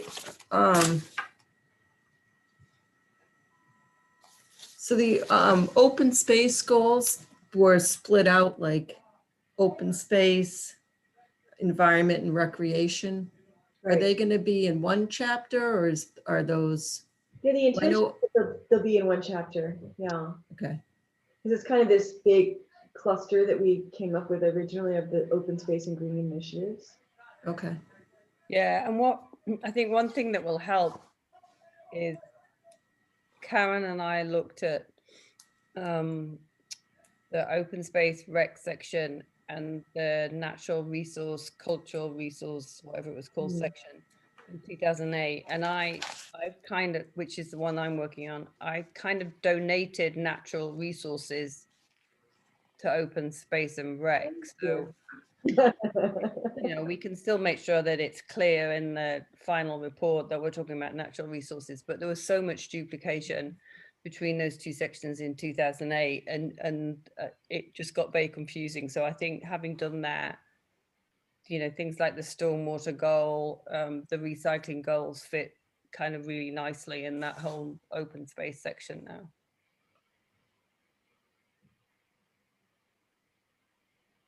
Yeah, and then I think we'll divide it out when it comes to implementation around accountability, because huge sections of the chapter that Kat and I are now drafting, and others, is not necessarily the responsibility of Trails and Open Space Preservation Commission. It's other groups as well. So I think that'll be the other piece that'll be important to clarify. Yeah. Yeah, good point.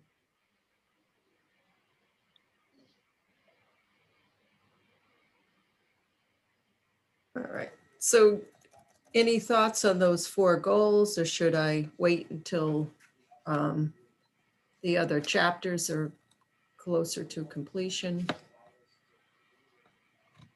I'd say we should get these other chapters finished, because then we can, plaster them around the wall, so to speak, and look at how that would work and how those themes work. I think that would be great. Okay.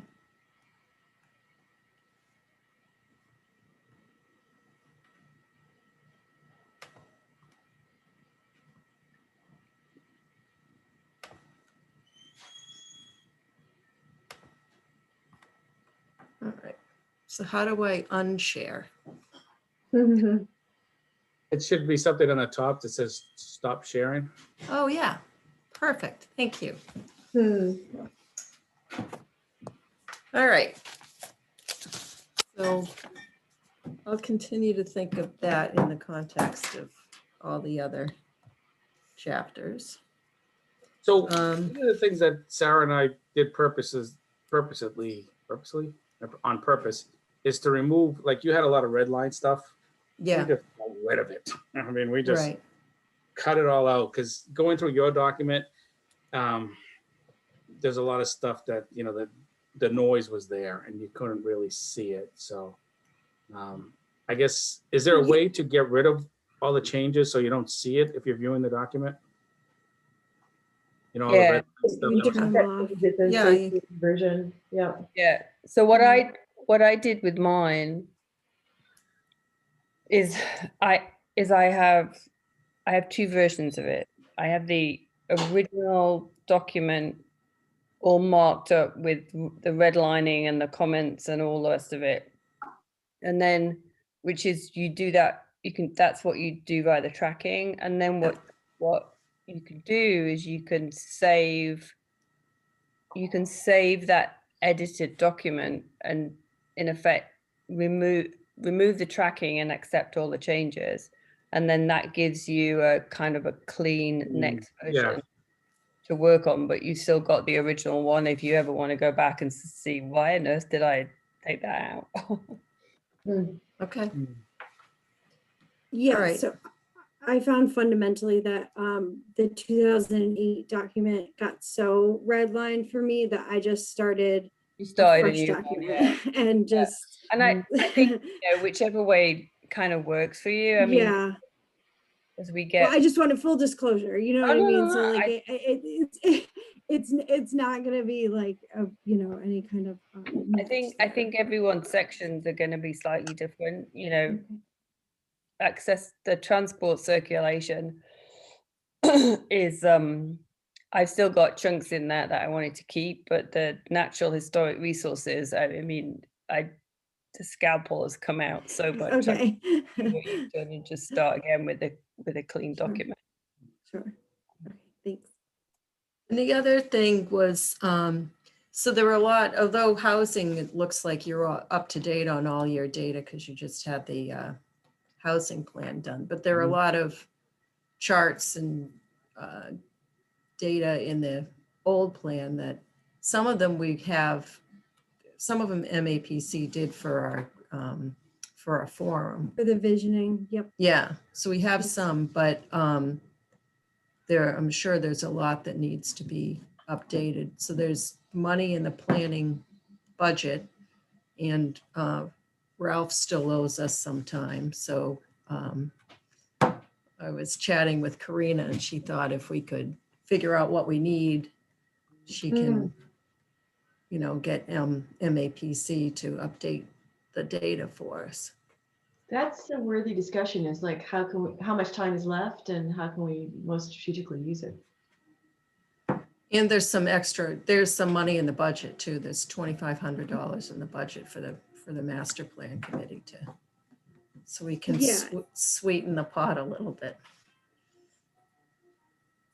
I mean, one thought I had was if we, as people finish editing their chapters, you know, in the case of housing, you've been able to basically pull in the relevant data because it's already been updated for 2000 and in your HPP. I mean, you know, I go back to the transport. I mean, it's some of the transport data, even in 2008, was out of date because it related to 2003. So I've just got a little kind of set of notes that say, here's the data that I'd like to have someone update, whether it's, you know, Ralph or something we can do internally. But it's only the data that's relevant to what I think I'm going to be putting into the chapter. You know, so a good example would probably be, I think there's something in there around journey to work. Yeah, it's method of transport for journey to work. Well, it comes directly off the census data. So the only data we could get would be 2010 because we haven't got 20 yet. So frankly, there's no point in putting it in there just for the sake of having it in there from my perspective. It's not Agreed. really going to alter the goals or recommendations, because a lot of what we're, those accessibility connectivity goals are about that, as opposed to, gosh, Southborough suddenly become this mega suburban hub, and we need to radically change our transport needs around it. I don't think there's probably that much difference between where we were in 2008 and where we are now for that. But there may be in other sections that, data, charts, graphics, maps that people really want to see if we can update, because it's part of telling the story. So if everyone, keeps notes of which existing bits of data they want to have updated, or new things that we want to have made available, to see if they actually, help tell the story, I think that would be great. With the caveat that we have to sign a contract by 6:30. Yeah. Okay, so we should probably ask everyone to do that for the next meeting. For the next meeting, like what data or charts or and maps. anyone that's, got so much spare time that they want to have a look at it. I've started in the shared drive. There's the folder that's called Draft 2020 Master Plan. I put a couple of subfolders in there, and one of them is actually called Data. And there's some quite good data. It's like white papers with a lot of data in them that have come from one of the Metro West research groups. So I put those in there, and that might be data that's kind of more meaningful than some of the stuff we had in 2008. And in particular, there's one really interesting little, I think it's only a couple of pages, that actually talks about the impact of COVID on Metro West. So there's a couple of things in there. One's called Strength in, I think they're both Strength in Numbers. There's Strength in Numbers 2019 and Strength in Numbers 2020, which talks about the economic, kind of environment within Metro West, and 2019 is the normal data that you'd see. 2020 actually specifically talks about COVID, which I thought was a kind of really useful thing to we could incorporate some of that. So.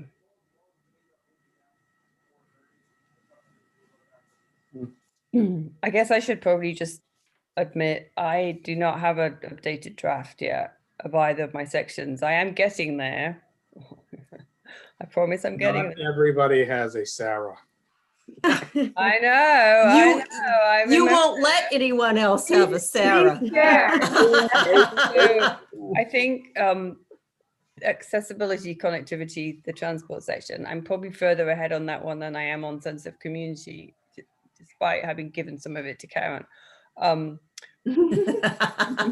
So I am making pretty good progress, but what I've ended up having to do on that one, because we lost Kathy Bartolini and Bonnie, and that was really their area of kind of knowledge, and they'd worked on it in the first 18 months of the plan process. I've kind of had to go back to some pretty basic desk research, and I've also reached out to Karen Gallagher and Karina and said, okay, here's all my questions. Can you answer, please? It's like, but hopefully they'll come back, and I'll do the same with with Kate at the Historical Commission. So it feels as though it's starting to come together for sure, but it's going to be the next meeting before I have anything a bit more substantive to share with people. Okay. Are we ready to do minutes? I don't want to, I probably should have brought this earlier, but I don't want to have to dive into start a whole new conversation if we couldn't put it off for next time. But I did have a couple of things that I wanted to consider adding to the downtown section, just because there are things that have sort of come up recently. So we can put it off till next time, but I just, if you don't mind, just kind of putting them out there for people to just think about. Oh no, go on, go for it. So one of them that's come up recently is sort of the boundaries of what we're talking about when we talk about the downtown district. and, there's been some suggestions that we have this issue with the split lots that we're starting to reach out to the owners of those split lots to talk about how those want to be dealt with. But also a few, I believe it was on the planning board meeting last week, somebody else came up and said that they would want to be added to that district. So again, I don't know that we need to do much other than add as one of the sort of sub goals is, reviewing the boundaries of what the downtown means, because even in the last, even in the 2008 version, they sort of discussed the boundaries in these weird and different ways that weren't necessarily tied to the zoning district. They called it like the core something or other. But so again, just as sort of a different, just as one of the sub goals, thinking about what do we mean when we say downtown, and are there portions that of what we're thinking about downtown that might be inappropriate to be included, or are there portions that should be expanded when we're thinking about the downtown district. So that was one of my 2 points. And then the other one was thinking about ways to encourage, we, through the zoning bylaw we're proposing, we are trying to encourage certain uses, again, with the idea of sort of, having a hand at being proactive and thinking about what's our vision for downtown, what sort of businesses do we want there? Let's put those as sort of the by right uses within the structure of the limitations that we created, because those are the kind of businesses we're trying to attract that we think, add to that sense of community and that feeling that we're trying to create downtown. But other things, other tools other than zoning that we could use to help encourage those uses. And one thing that the EDC started talking about was this sort of district improvement financing, and I think we're going to raise it with the Board of Selectmen as well, and that could be used in other areas as well. But and we don't even have to specifically state that as one of the things that we're going to do, but just as a broader goal of thinking about how do we encourage the uses that we're looking for to create that. Another thing that's come up is like preserving a liquor license specifically for downtown, so that if we were able to get a restaurant, we make sure we have a liquor license available for the downtown. So things like that. So again, I should have brought that up in the beginning goal part, and then it moved along and I didn't, so I'm sorry, but I just wanted to plant that as I was starting to sort of work on my chapter, those kind of came up in my mind. Great thoughts. Like that. Thank you. Okay.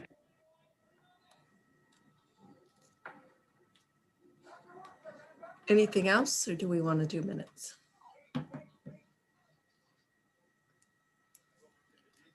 Minutes works for me. Sounds good. Okay, so do I hear a motion to approve the minutes from 3/10/21?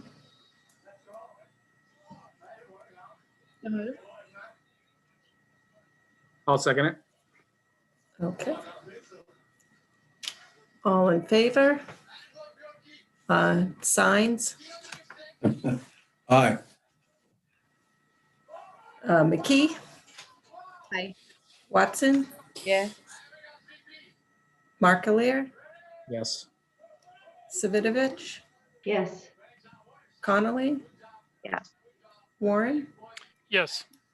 And Latrell, yes. Okay. In our next meeting, the proposed date is 5/5. Does that still work for everyone? And I wanted to discuss the meeting after that. Is the proposed date is 6/2, but Sarah, you said you can't make that. It is my son's birthday. So we can't possibly function without Sarah. Tom certainly can't. I could Birthdays find are you very another important. facilitator. And birthdays are very important. He will be 16 years old. Oh my heavens.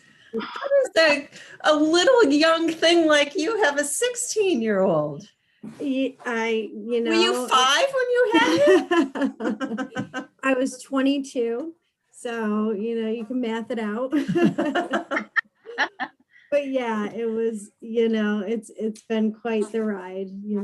I'm happy he's a freshman in high school, and we're working towards getting his license this summer. Oh, that was Mm, the most terrifying part of my parenting career, It is kids a learning really how to hard- drive. hard I'm time. really scared. I'm really scared. I had to punt that to my husband because I'm not stable enough for that. It doesn't matter. I had a kid that totaled 2 cars before the age of 18. Oh my God. Don't tell her that. You keep those stories to yourself there. I'll never go All you do anywhere. is like, Yeah. Yeah, Oh, God. terrifying. Wow. So, Oh, those milestones are important. Yeah. Yeah. Thank so you. do you want to move that a week with the 9th work? So, okay, this is gonna sound crazy, but it's true. That's my birthday. I don't mind working on my birthday, but I just no. that's fine. Virtual cake. Right? Exactly. You know, it'll be fun. We'll make it festive. Because I We're don't talking want to. about We moving the we May don't have to 5th get one? off Is schedule. that Just right? To May to 9th, or I'm sorry, what was the? the 9th works. June. June 9th. No, but that's your birthday.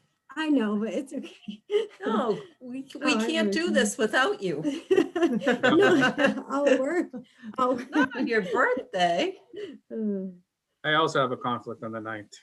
Oh. For Sarah's birthday. Oh, okay. That's sweet, Tom. Can we do it another day of the week? I don't want to push it out another week, but I mean, Yeah, right. Any, a Tuesday, Thursday. I think we run into Sam and Judith Tuesday, Thursday. Okay, I mean, right. is the conservation Yeah, on Thursdays. yeah. Yeah, and then Board of Selectmen on Tuesday. It is, but it's only every, wait a minute, what? I've got my calendar with me. What's the date we're talking about? how about I can work Third? it out. First 2 weeks in June. June. Either the 3rd or the 10th. 1, 2, 3. I think the 10th should work. I think Conservation Commission is the 3rd. 10th works for me.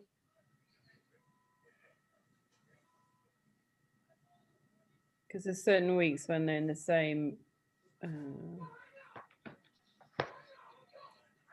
Is the 10th birthday for you, Sarah? The 10th is birthday for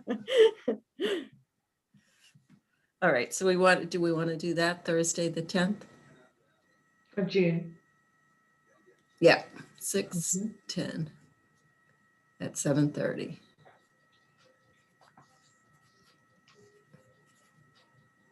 I do have a question that's kind of related to this, but what's the latest in terms of being able to get together in person, Mimi? Is there any hope? I haven't heard anything. Have you, Sarah? I know that I actually haven't, but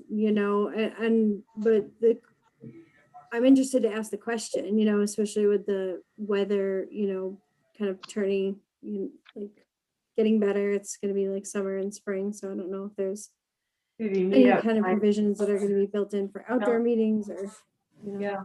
didn't the indoor. CDC I don't say know. as long as you're vaccinated, you can hang around with vaccinated people?